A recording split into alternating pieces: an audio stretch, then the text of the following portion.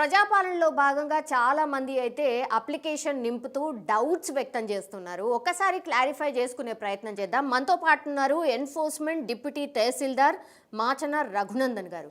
నమస్తే సార్. నమస్కారం సార్, ఈ అప్లికేషన్ ఫామ్ నింపేటప్పుడు సార్ చాలా మందికి చాలా డౌట్స్ వస్తూ ఉన్నాయి సార్. నేను ఒక్కొక్క డౌట్ ఒకసారి అడుగుతాను సార్, ప్లీజ్ మీరు క్లారిఫై చేయండి సార్. ఓకేనా సార్? ఓకే.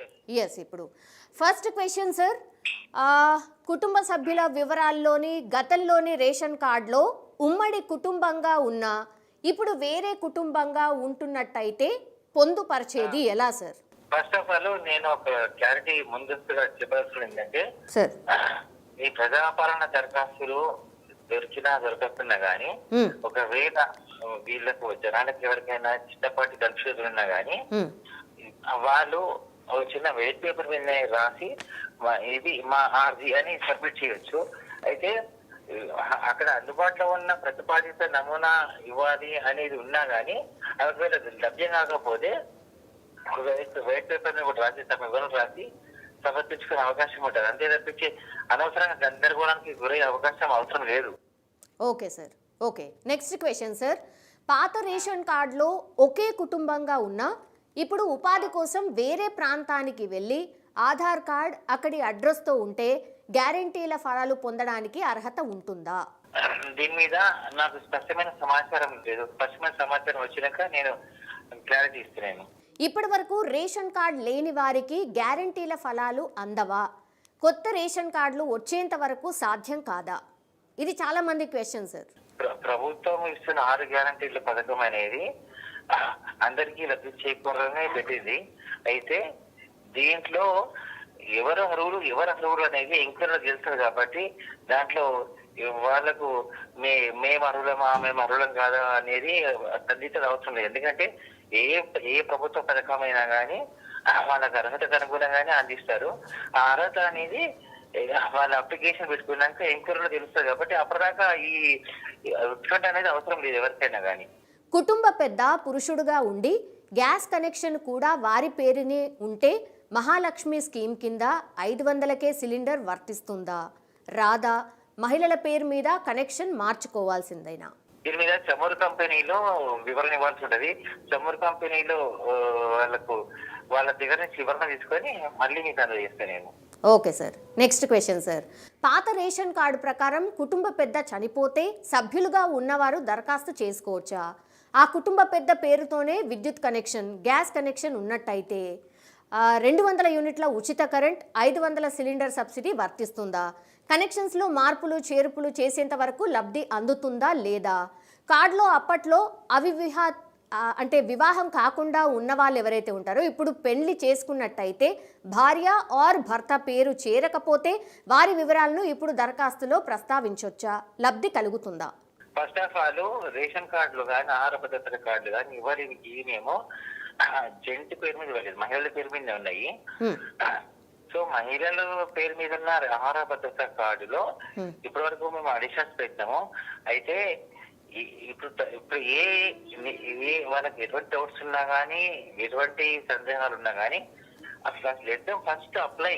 ఎందుకంటే మాకు ఈ అవసరం ఉంది అని చెప్పేసి దరఖాస్తు చేసుకోవచ్చు. దరఖాస్తు చేసుకోవాలి తర్వాత ఎట్లాగో వాళ్ళ వివరాలు ఉంటాయి కాబట్టి ఆ దరఖాస్తులో పరిశీలన క్రమంలో ఏ అధికారైనా కానీ వాళ్ళ ఇంటికి వెళ్ళి లేదా వాళ్ళతో ఫోన్ లో మాట్లాడేసి వాళ్ళకు ఏ రకంగా ఈ ప్రభుత్వ లబ్ధి కానీ ప్రభుత్వ ఫలం కానీ ఎలా అందజేయాలనేది దానికి ఎంటైర్ ఎంక్వైరీ అనేది సరళీకరించి చేస్తారు. అంతే తప్పించి అప్లికేషన్ పెట్టకుండానే అప్లికేషన్ స్క్రూటినీ కాకుండానే ఈ సందేహాలు అవసరం లేదు.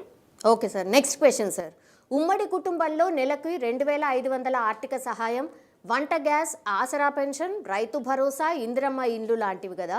సో అర్హతను బట్టి అందరికీ అందుతాయా లేక కుటుంబం యూనిట్గా ఒక్కరికే పరిమితం అవుతుందా సార్? మీ క్వశ్చన్ లో ఉంది అర్హతను బట్టి అందరికంటే. అర్హత అనేది వాళ్ళ ఆర్థిక స్థితిగతి బట్టి అర్హత అనేది ధృవీకరించినప్పుడు ఆ అర్హత అనుసారమే ఎవరికైనా అందుతాయి. ఆ అర్హత అనేది ఏంటి అనేది విధి విధానాల్లో ఉంటది కాబట్టి ఖచ్చితంగా as per the framed eligibility definitely they will get. Aadhaar కార్డులోని అడ్రస్ ప్రకారం దరఖాస్తును ఆ చిరునామా ఉన్న ప్రాంతంలో సమర్పించాల్సి ఉంటుందా, లేక రేషన్ కార్డులోని అడ్రస్ ప్రకారం అందజేయాలా? ఆధార్, రేషన్ కార్డుల అడ్రస్లు వేర్వేరుగా ఉంటే ఎక్కడ దరఖాస్తు చేసుకోవాలి? 2 చోట్ల చేసుకోవాలా? Okay, Aadhaar first of all మీకు ఫస్ట్ క్లారిటీ ఏంటంటే ఆధార్ కార్డ్ అనేది రేషన్ కార్డు అనేది స్టేట్ గవర్నమెంట్ ఇచ్చింది. ఆధార్ కార్డు అనేది భారతదేశ వ్యాప్తంగా ఇష్యూ అయింది. ఆధార్ లో పర్టికులర్ గా ఈ 12 అంకెల నంబర్ అనేది శాశ్వతం. చిరునామాలు అనేవి ఎప్పుడైనా మార్చుకునే అవకాశం ఉంటది. సో ఆధార్ లో చిరునామా కానీ ఆధార్ లో చిరునామా అనేది మీకు 1 ఇయర్ లో 3 సార్లు 2 సార్లు చిరునామా మార్చుకోవచ్చు. సో ఆధార్ లో చిరునామాకు రేషన్ కార్డుకి సంబంధం లేనే లేదు. కాకపోతే ఏంటంటే ఆధార్ అనేది యూనిక్ ఐడెంటిఫికేషన్ నెంబర్ కాబట్టి అది ఎక్కడ పోయినా కానీ అటాచ్ అయ్యి ఉంటది. చిరునామా అనేది సపోజ్ ఒక వ్యక్తి సికింద్రాబాద్ లో ఒక ప్రాంతంలో ఉన్నాడు, ఆ ప్రాంతానికి సంబంధించే ఏ ప్రభుత్వ అంటే ఈ రోజు ఇక్కడ ఒక చిన్న విషయం అండి, ఈ రోజు రేషన్ కార్డు తప్పేసుకోవడానికి వచ్చిండు. అతను సికింద్రాబాద్ అని ఒక ప్రాంతంలో ఉన్నాడు. సో ఏదో ఒక కారణం వల్ల రేపే ఆ ప్రాంతం నుంచి ఖాళీ చేసి వెళ్ళిపోయాడు. అటువంటిప్పుడు చిరునామాను బట్టి అతను ఉన్న ప్రాంతంలోనే అందజేయాల్సి వస్తుంది. కాబట్టి చిరునామా మార్పు అనేది కంపల్సరీ తెలియాల్సి ఉంటుంది. అంతేకాకుండా ఇంతకుముందు మీకు చెప్పినట్టుగా అర్జీదారు పెట్టుకునే ఆర్జీలో అతని ఫోన్ నంబర్ ఉంటుంది కాబట్టి కంపల్సరీ విచారణ సమయ టైంలో కానీ స్కూటీ టైంలో కానీ మీరు ఎక్కడ ఉంటున్నారు, ఏ ప్రాంతంలో ఉంటున్నారు, ఇవన్నీ విచారిస్తాం కదా. ఆ విచారణ బట్టే నిర్ధారితమైతాయి. Okay sir, next question sir. పాత రేషన్ కార్డు ఉన్నప్పుడు నిరుద్యోగిగా ఉండి ఇప్పుడు ఉద్యోగి, వ్యాపారిగా లేదంటే స్వయం ఉపాధి వ్యక్తిగా మారితే ఆ కార్డులోని సభ్యులందరికీ 6 గ్యారంటీలు అందకుండా దెబ్బ పడుతుందా? ఒక్కరి ఆదాయ పరిమితి పెరగడంతో మిగిలిన వారందరికీ అన్యాయం జరుగుతుందా సార్? ఒక రేషన్ కార్డు లో ఉన్న వాళ్ళలో ఒకరికి ఉద్యోగం వస్తే ఆ ఉద్యోగి అర్హుడైతాడు. సపోజ్ ఒక కుటుంబంలో ఒక 2 అబ్బాయిలు ఒక అమ్మాయి ఉంది అనుకోండి, ఆ అమ్మాయి పెళ్లి చేసుకొని వెళ్ళిపోతుంది. సో అటువంటిప్పుడు మిగిలిన ముగ్గురులో కూడా ప్రభుత్వానికి అర్హులుగా భావిస్తే, అంతేకాకుండా ఇంతకుముందే నేను చెప్పినట్టుగా రేషన్ కార్డు ఇష్యూ ఎంక్వైరీలో కంపల్సరీ ఇంటి వారిని కాకుండా ఇంటి చుట్టుపక్కల వాళ్ళని కూడా మేము ఎంక్వైరీ చేస్తాం. అటువంటిప్పుడు ఇక్కడ కూడా ఏ కుటుంబాన్ని కానీ అనవసరంగా అన్యాయం జరగాలి అని ఎవరు ఊరుకోరు, అన్యాయం జరగదు. అట్లాగే నిజంగా వాళ్ళ అర్హులు perfect, everything is perfect, everything is all right అనుకుంటే ఖచ్చితంగా they will get the benefit card. Rythu Bharosa scheme లో భూముల వివరాలు వేర్వేరు గ్రామాల్లో ఉన్నట్టయితే ఆ భూముల ప్రకారం ఆయా గ్రామాల్లో దరఖాస్తులు సమర్పించాల్సి ఉంటుందా, లేక అన్నిటినీ ఒకే దరఖాస్తులో పేర్కొని ఎక్కడో ఒక చోట సమర్పిస్తే సరిపోతుందా? ఓకే, ఇప్పుడు దీనికి ఒకటే సింపుల్ ఆన్సర్. ఆర్జీదారు పెట్టుకున్నప్పుడు ఆర్జీదారు వివరాలు, ఆర్జీదారు సంబంధించిన ఫోన్ నంబర్ అన్ని ఉంటాయి కదా. ఆ ఆర్జీలో ఎప్పటికైనా కానీ ఎన్ని రకాల ఆర్జీలు వచ్చినా కానీ అవి తత్సంబంధిత శాఖలకు వెళ్ళిపోతాయి.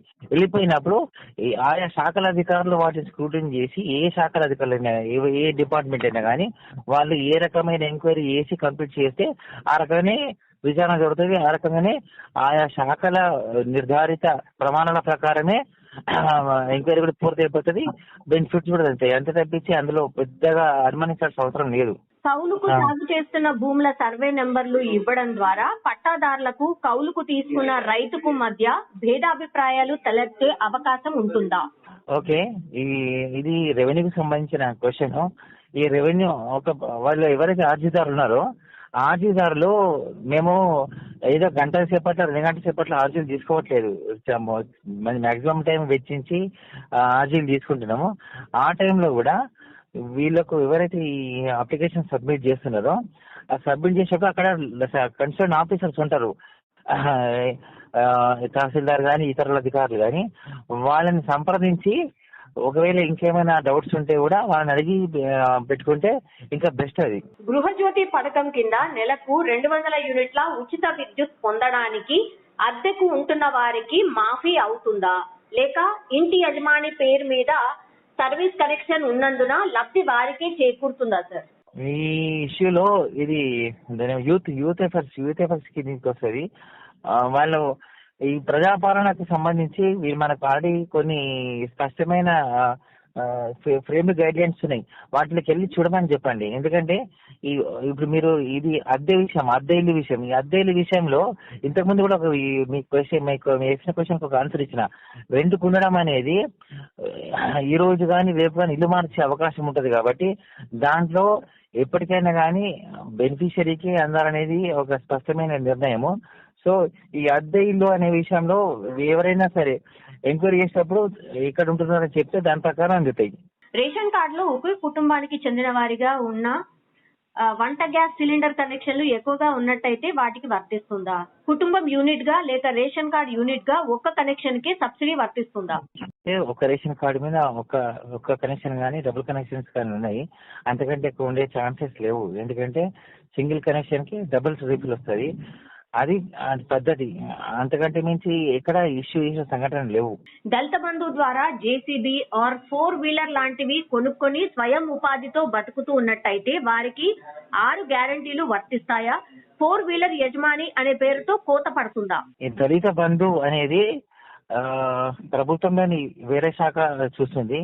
అయినప్పటికీ కూడా నేను మీరు అడిగిన 2-3 ప్రశ్నలకు సమాధానం ఇస్తూ ఒకటి చెప్పినాను.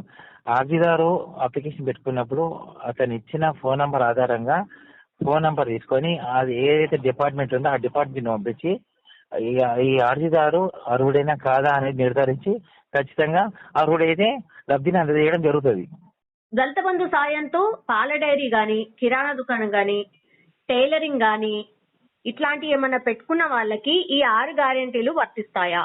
ఇది మీరు అడిగిన ప్రశ్న నాకు స్పష్టంగా లేదు. వాళ్ళు ఏ రకంగా పెట్టుకున్నారనే దానికి స్పష్టత లేదు. ఎందుకంటే వాళ్ళు ఏ రకంగా ఇప్పటికి లబ్ధి పొందినారనే దాని మీద స్పష్టత ఉంటే అది దాంట్లో సబ్మిట్ చేయాల్సి వస్తుంది ఈ అప్లికేషన్ లో. సో అది వాళ్ళు ఇచ్చిన వాళ్ళు ఎవరు, ఎప్పుడు ఇచ్చినారు, ఇవన్నీ పరిగణలోకి తీసుకోవాల్సి వస్తుంది. కాబట్టి అక్కడ క్లారిటీ ఉంటే